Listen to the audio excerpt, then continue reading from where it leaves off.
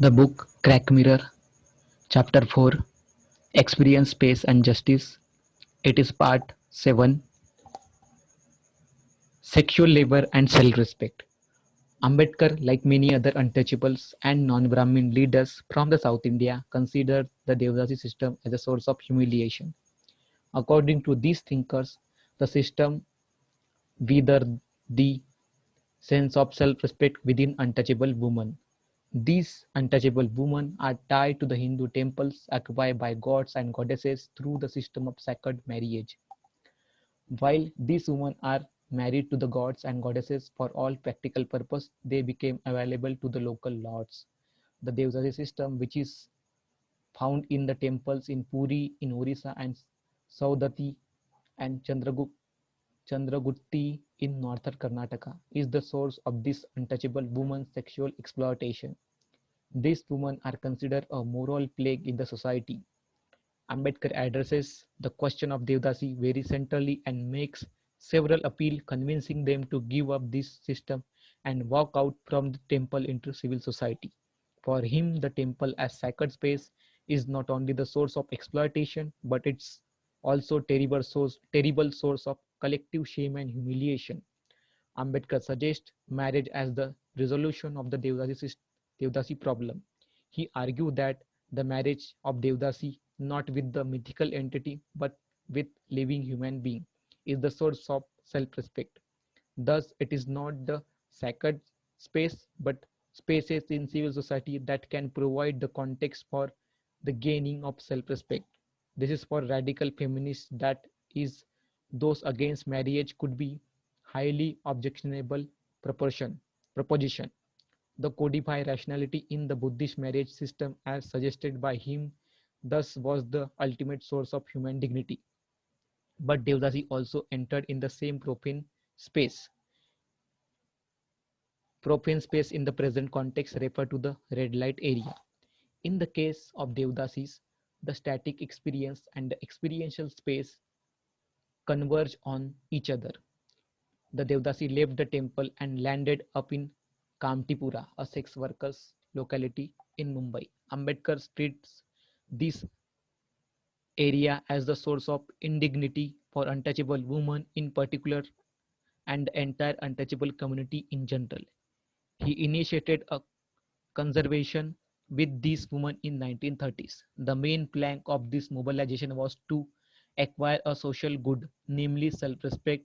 He addresses a meeting in Kamtipura and made a sincere appeal that they should give up this work and take up some other more dignified work that would guarantee them manuski, self-respect. His idea of social freedom is tied up with the liberation of Dalit women from the stigmatized places that are the source of perceived moral plague. Ambedkar argued that it is not the space that is the source of humiliation, it is just the manifestation of indignity. Space is mere existence of humiliation. My work is an extension of Ambedkar's concept of space. It treats space as active and productive. The moral quality of labor is the real essence of self-respect. The suggestion made by Ambedkar involve an alternative notion of labor that has a positive implication for self-respect. The term of trade in the flesh market might assign some autonomy to sex worker and the logic of the market would introduce some hierarchy among the sex worker.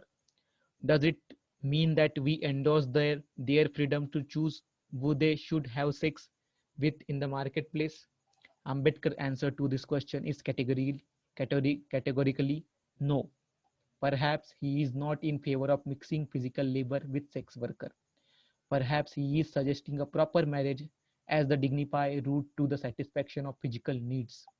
Thus, he does not at all endorse the idea of untouchable women becoming sex worker and being reduced to mere commodities only to produce pleasure for exchange in the flesh market.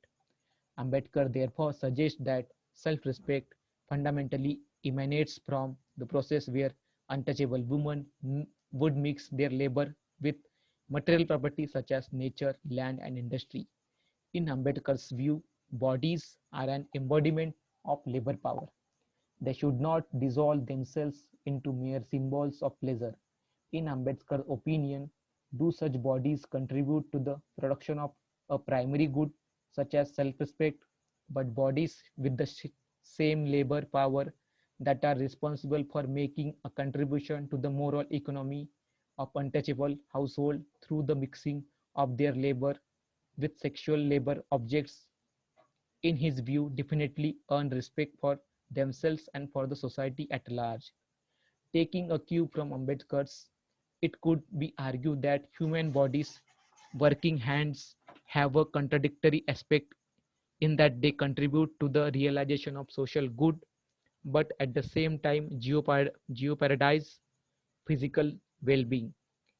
He concentrates on a specific need of Dalit household, particularly the moral economy that constitute the moral space of self-respect. Similarly, Ambedkar defines self-respect in terms of the capacity to exercise autonomy over the distribution of value produced by one's own social labor. In an equivalent fashion, a free rider or a parasite is one who exercises the power to distribute the fruits that occur from another's labor and hence loses his or her self-respect. The idea of self-respect in Ambedkar is clearly demonstrated in his critique of Tamasha folk theatre as the profane space that, according to him, provided an opportunity to the upper caste who use Dalit women as an object to achieve their personal ends. Pathe Bapurao, a Brahmin balladeer, eliminated the distinction between the Agrahara and the Dalit colony and Mary Pavadabai, an untouchable woman with spectacular skill in Lavani and stunning beauty. Here, Tamasha, a folk theatre, both subtle and mobile, does provide social space for the cultural performance, mostly by untouchable women. One might argue that Tamasha may be providing a liberating space of those for those whose body is already liberated like upper caste. It seems to Bapurao mix his love and literary imagination with the skill of Povada, Pavada, which made Tamasha a very popular medium of entertainment as well as a source of social mobilization in the first half of the 20th century. But viewed from Ambedkar's perspective of dignity of labor, both Pavada and Bapurao lose their self-respect. Pavada laws, according to Ambedkar, correspond to the loss of autonomy as she failed to distribute power over her body and the fruits of her labor. First, Pathe Bapurao loses his self-respect because he, according to Ambedkar, is a free rider who uses untouchable women as a commodity to get wealth and glamour for himself. In Ambedkar, self-respect emerges from an affirmative link between the moral quality of labor and the claim that can be made over the distribution of the fruits of that labor. Secondly, the money that is raised through the tamasha also lacks moral caliber because it is not the pure aesthetic appreciation of the skill that motivate people to pay, but it is the objectification of the physical body as commodity meant for satisfying sexual urge that motivates people to pay. It is for this reason that Ambedkar rejected the offer of a donation that Bapurao made so that Ambedkar could have used for his social movement. Thus, for Ambedkar, Tamasha, a cultural space, formed the primary source of producing free riders who in turn cause indignities to themselves and others.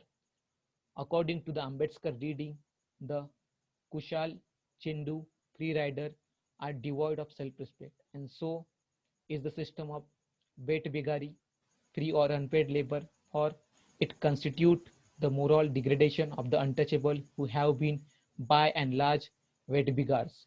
This continue even today in some parts of the country. Ambedkar expected the untouchables and also employers of such wet bigari to account for such humiliating work by changing the conception of labor from wed beggar as a selfless duty into a moral claim that would be valid on the basis of contribution that untouchable had made in the construction of a temple. Ambedkar thus locates self-respect in making and asserting this claim by way of temple entry. I would guess that most of the temples in India are constructed out of the contribution made by untouchable through their unpaid labor. Thank you. We will cover in next part.